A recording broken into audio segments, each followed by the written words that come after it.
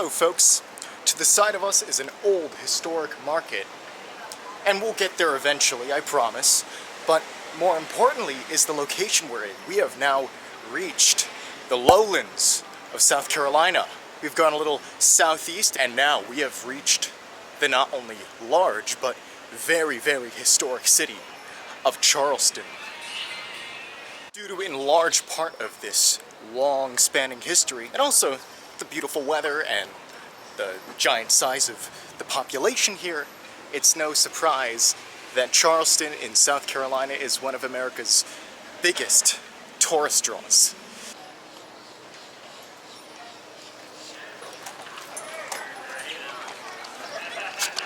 As you can see, large horse-drawn carriages all over the place, bringing tourists from street to street.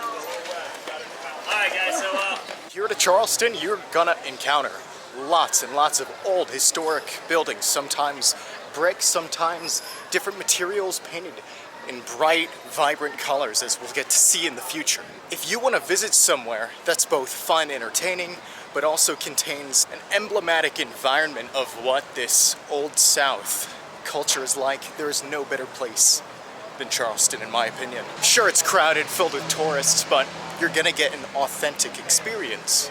Well, if you discount all the tacky tourist traps, you will get an authentic picture.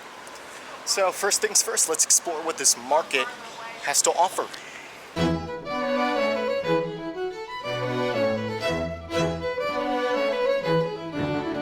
how you doing, sir? Doing well. That's good. I'm curious because I read online about the basket, Yes, sir. the basket weaving in the Gullah community. Correct. Can you tell me, like, what makes the Gullah community special, significant? It's sort of the indigenous people of the area. I see.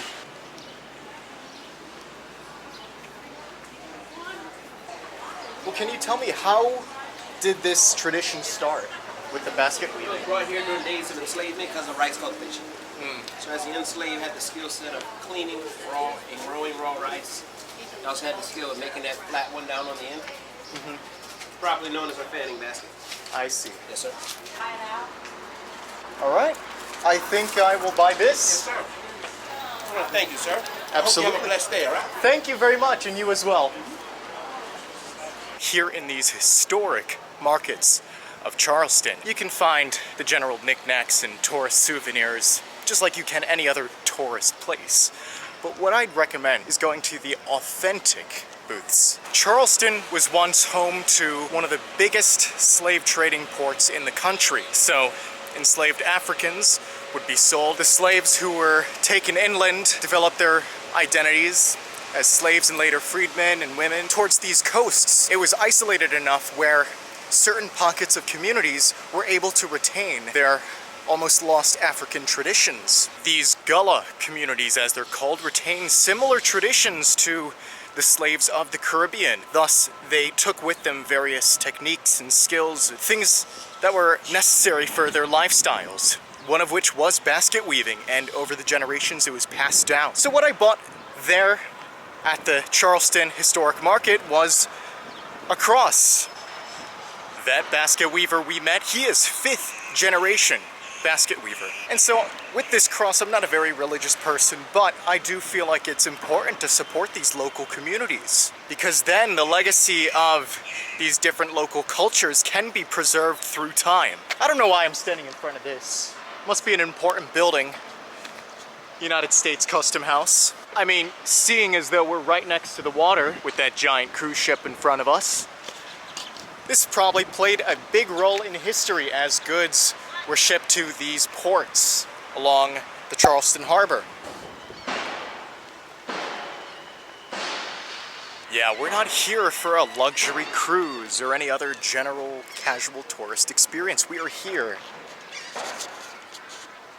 to give ourselves an authentic picture of the culture. Let's actually see the authentic downtown, because that's what we do here at the Coverage Project. We are here for that authentic cultural experience. So, with that said, I think we gotta go head downtown a little bit more. We previously visited a city called Charleston in West Virginia. No, this is not Charleston, West Virginia. This is Charleston, South Carolina. Two different cities in two different parts of the country.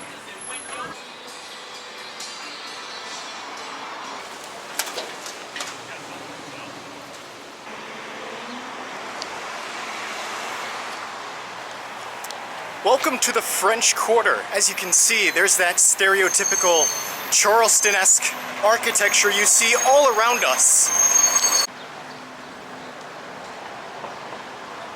Now this is what Charleston is all about. Those old brick streets, brick buildings, palmettos everywhere you go.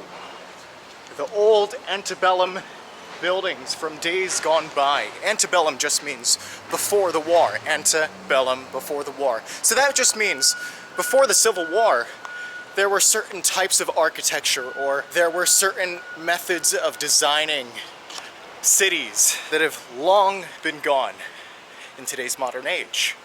Additionally, the Civil War destroyed a lot of these southern cities, so it's rare to find intact antebellum architecture here.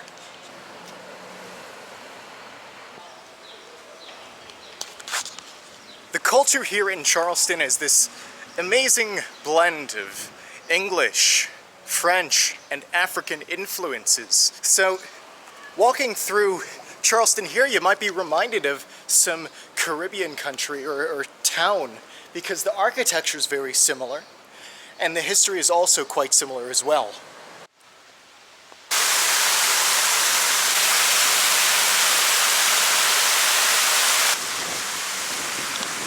Now that behind us is the Pineapple Fountain. It's an iconic symbol of Charleston, and usually tourists like to take their signature photo in front of it. But I think what's more interesting to me is just what lays in front of us.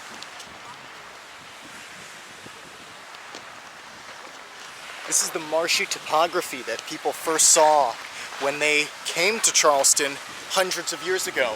It was just this desolate, marshy area right next to the ocean. Onward we go. As much as we've seen here today, there is still so much to see and do here in Charleston. Believe me.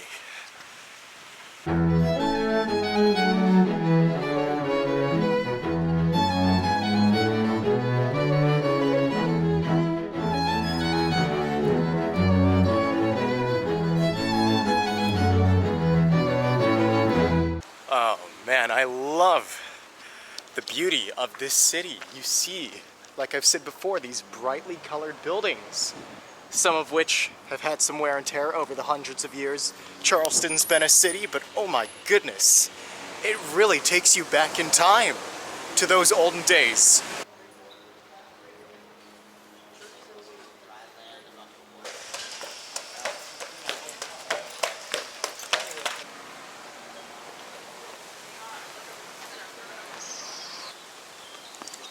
%40 of the Africans who came here to America enslaved went through Charleston before being sold off to the various plantations around the South. It was here, behind me, in this old slave mart, now a museum dedicated to understanding the history of this former slave auction house that became one of the last remaining places to sell slaves in America. Once again, I will reiterate, as in previous places we've gone to relating to the slave trade. Slavery, not a good thing.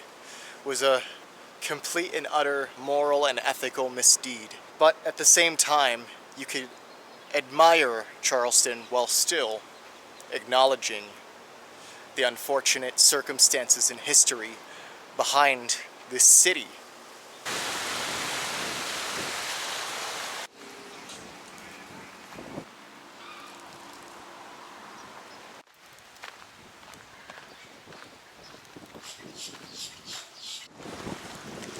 Well, we've reached the southernmost point in the city of Charleston. This is the Battery, and this battery was a military setup in order to protect the city of Charleston. It's also nowadays a great place for reflection, meditation, whatever you want to do to relax. Lots of boats sailing, people having a good time.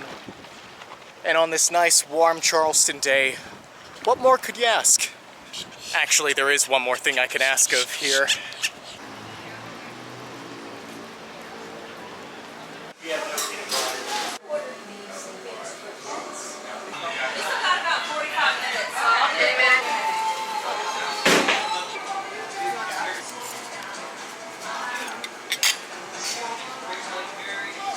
you've watched some other videos of my channel, you will know that I put so much emphasis on the importance of geography. And even more, geography plays an amazingly large influence on a culture's cuisine. Here in Charleston, being that we're both in the south and by the coast, you're gonna have some great fried seafood. So that's exactly what I indulged on over there at Hyman's Seafood. Some nice fried sea bass and some hush puppies to go along with it. Another southern classic. Can't go wrong with that.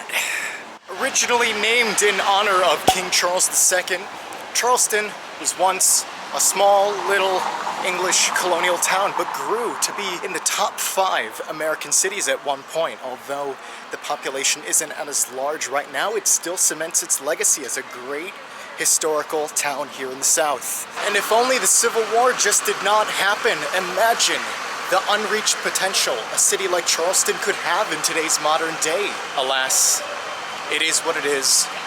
But we are here for another day, surprise. That's right, I believe Charleston is such a historically and culturally important city in America. It deserves another video because I couldn't fit everything I wanted to do today in the space of one day. So I planned ahead, made sure that we'd have 2 days to achieve all that we can have here in Charleston. So with that said, walking down a lesser walked street, I guess. Less traffic around us, but that's good. So we can conclude with a nice, clean delivery.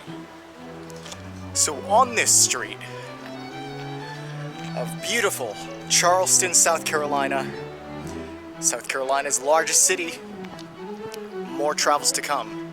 I will see you at the next location.